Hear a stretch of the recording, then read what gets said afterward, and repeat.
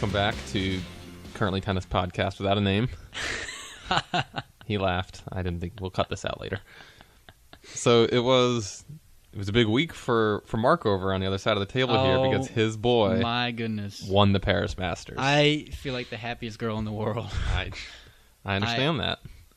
You know, I've been talking about Jack Sock for over a year. Really, actually, for 7 years.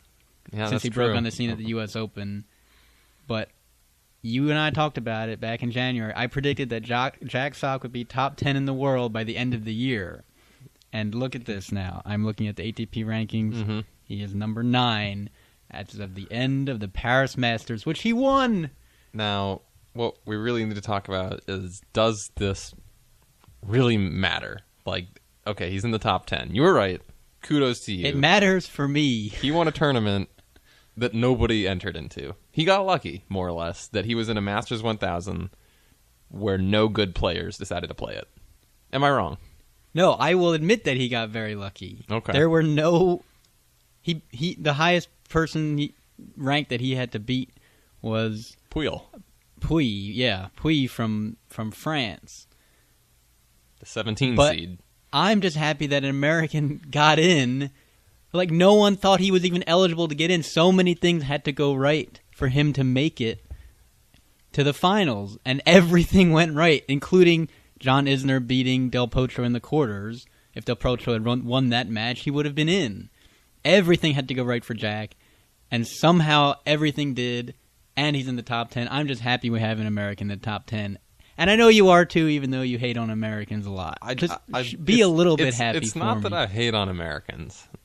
I just don't believe in the Americans. It's like it's a false signal. You know, he won, and I'm very proud of him, and I'm very proud of America. And he took advantage of the situation that he had. He took advantage of a weak draw, and he won it, which some people don't do. Some people will blow that opportunity, and he didn't do that. So kudos to Jack Sock. It's just, in my opinion, when you say that he's a top 10 player in the world, you're putting a certain amount of power into that or meaning into that. Whereas I'm saying he might be 9 in the world, but the gap between 5 in the world and 9 in the world is enormous. It's such a big gap. And I don't have a ton of faith that he could crack into that top 5 anytime soon. He's stuck where he's at. He's maxed out at number 9. Do you really think that? I thought he'd get in the top 10 by the end of this year, but that does not mean I don't think he has potential to going forward. I think he does have top 5 potential going forward. That's the difference between you and me. I have faith in Jack Sock. Maybe not so much in Querrey or Isner anymore. But Jack Sock, I always thought was the future. And he's now, finally, he got a lucky break. But sometimes you need that lucky break to crack in. He had a very rough hard court season this summer. But he got a lucky break, and now he is in the top 10. It's amazing. He's in the top 10. He will not get into the top 5 unless... I think that he and quite a few other players are stuck in 5 through 10 until the Big Four plus Stan Wawrinka retire, which could happen in a couple years. But until then, I feel like it's a meaningless thing to say top 10. Because we might as well just call it the best of the rest. He's one of the best of the rest, but that doesn't make him world-changing. It doesn't make him somebody that I should count on to win a major next year. Because I don't believe he's going to win a major next year. That's, I guess, when I think of someone being good, do I think they can win a major? And I don't believe he can win a major. That's a fair point.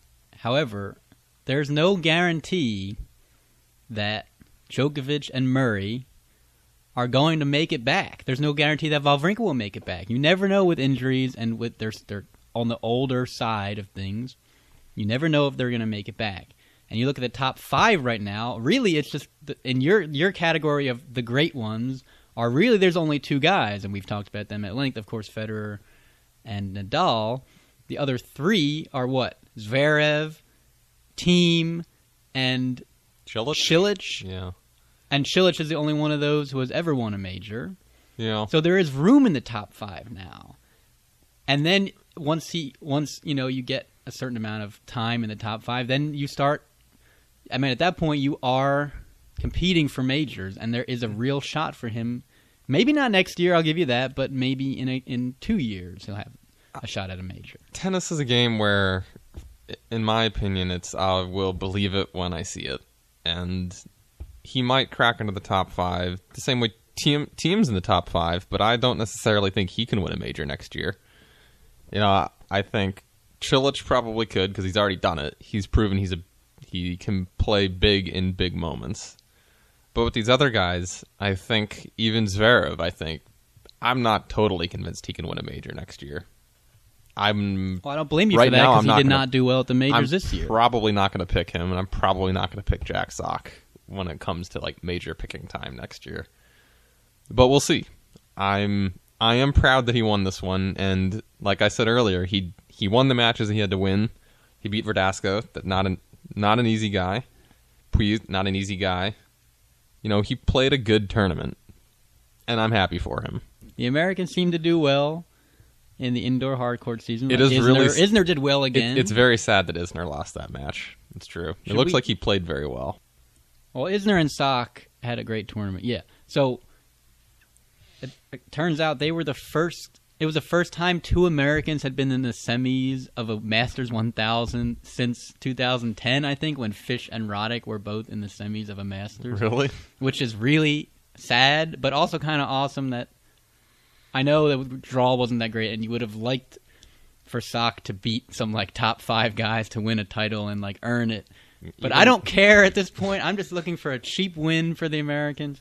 I really just want to see an American in the top 10. It's just a great thing. It'll be exciting. I know it's irrational, and you're being very rational about it, but I am just very excited. It'll be exciting. I'll say this. Jack Sock now gets to go to London, correct? Oh, yes. And that's another opportunity to gain some more points. I don't know how many he'll be able to gain because I don't know if he can beat any of these top 8 players consistently. But if he can get a couple hundred points, this could help his draw in one of the majors next year. You know, it's a good place to build from. And I'm happy for him. And it could be a launching stone. Yeah. That's not a word. A launching pad. It could be a launching pad for him to do better things next year.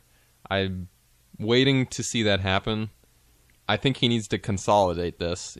Consolidate the break. He has to consolidate this and get to the quarterfinals of a major next year. I couldn't agree more. Preferably Australia. He needs to build off of this. He needs to keep the momentum going. Australia is going to be huge for him, yes. Yeah. Definitely.